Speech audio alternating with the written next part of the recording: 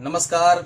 आज हम लोग उपस्थित हैं चंपारण के जाने माने शख्स और राजनीतिक विश्लेषक डॉक्टर जितेंद्र कुशवाहा जी के साथ। आज हम लोग जानेंगे जो अभी वर्तमान जो महाभारत एक छिड़ा हुआ है, जो लोकसभा चुनाव का युद्ध चल रहा है, एक तरह का युद्ध ही इसे समझिए, जो निर्वाचन आयोग ने चुनाव की तारीख तय कर दी है। और इसी बीच दो घटना घटता है, एक दिल्ली के वर्तमान मुख्यमंत्री अरविंद केजरीवाल जी की गिरफ्तारी होती है, तो दूसरी तरफ हेमंत सोरेन की होती है। सर, आपसे हम जानना चाहेंगे कि आप अरविंद केजरीवाल पे बोलिए, क्यों गिरफ्तारी को कैसे आप मानते हैं, जायज मानते हैं कि नाजायज मानते हैं, और अरविंद केजरीवाल का थोड़ा सा परिचय दीजिए और वह कैसे अरविंद केजरीवाल की उत्पत्ति हुई, इसके बारे में आपसे जानना चाहें। क्योंकि आपका लगातार हम वीडियो देखते हैं, आप हमेशा किसी न किसी मुद्दे पे बोलते रहते हैं, किसी न किसी राजनीतिक पर्सन के बारे में बोलते हैं।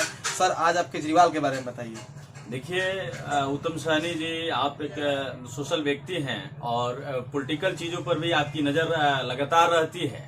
तो आपने इसी बातचीत के दरमियान एक बात आपने जो कहा है कि राजनीतिक महाभारत, राजनीतिक युद्ध छिड़ा हुआ है। जी जी। तो राजनीति भी एक तरह का युद्ध ही है, लेकिन जो एक्चुअली युद्ध होता है उसमें रक्तपात होते हैं, उसमें लड़ाइयाँ होती है, और राजनीति में रक्तपात विहीन युद्ध होता है। ये भी एक युद्ध ही है, राजनीति भी एक युद्ध ही है, लेकिन इसमें रक्तपात नहीं होते हैं, इसमें शब्दों के बाण चलते हैं, दाव पे चलते हैं, लेकिन ये भी एक तरह का युद्ध ही है।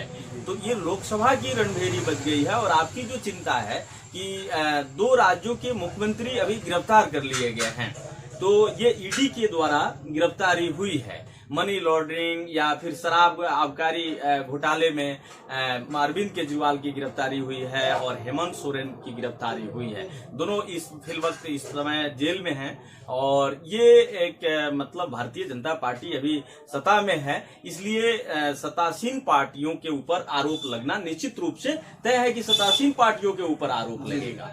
और अरविंद केजरीवाल तो एक नायक की तरह आए थे। ये उसी तरह की कहानी है जब 2001 में एक नायक फिल्म आई थी, और सुनील शेट्टी वाले फिल्म हाँ, क्या सर? तो वो अनिल कपूर वाले, सर अनिल कपूर वाले, तो वो उसी फिल्म की कहानी की तरह है कि एक पत्रकार कुछ छीन समय के लिए, एक दिन के लिए मुख्यमंत्री बन जाता है, और फिर वो उसके कारनामों को, उसके कार्यों को देखकर जनता जो है उसे दोबारा, जब चुनाव होता है उस चुनाव में उसे दोबारा मुख्यमंत्री चुन लेती है। तो कुछ इसी तरह के कंसेप्ट में केजरीवाल का उदय भारतीय राजनीति में हुआ था। हालांकि केजरीवाल राजनीति में आने से पहले एशिया प्रसिद्ध मेगस रेमेंसेस पुरस्कार से सम्मानित हो चुके थे। केजरीवाल की पहचान एक साधारण पहचान नहीं थी उत्तम जी, वो एक बड़ा चेहरा बन चुके थे भारत और देश विदेशों में।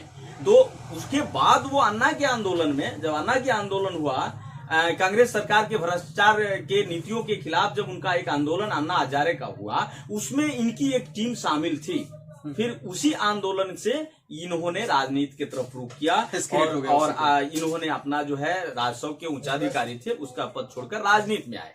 इनकी जो कार्यकाल रहा एक बहुत ही ब्रांडेड रहा, और इस पर पूरे देश में ही नहीं बल्कि अंतर्राष्ट्रीय स्तर पर भी बड़ी बड़ी चर्चाएं होती रही केजरीवाल जी के बारे में। और इस स्थिति में कि एक विपक्ष का मुख्य लीडर की भूमिका में पहुंच चुके केजरीवाल को, उनको ही नहीं बल्कि उनके कई मनीष सिसोदिया को, संजय सिंह को, और कई बड़े नेताओं को, और दर्जनों उनके विधायक को भी उठाकर जेल में डाल दिया गया।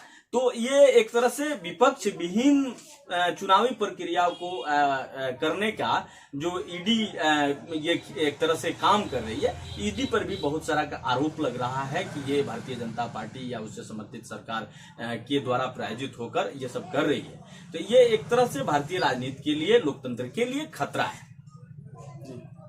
तो सर, आज हम लोग आपसे जाने अरविंद केजरीवाल जी के बारे में। आज जितने भी लोग फेसबुक से देख रहे हैं, आप लोग फॉलो करें पेज को, और यूट्यूब से देख रहे हैं तो चैनल को सब्सक्राइब करें।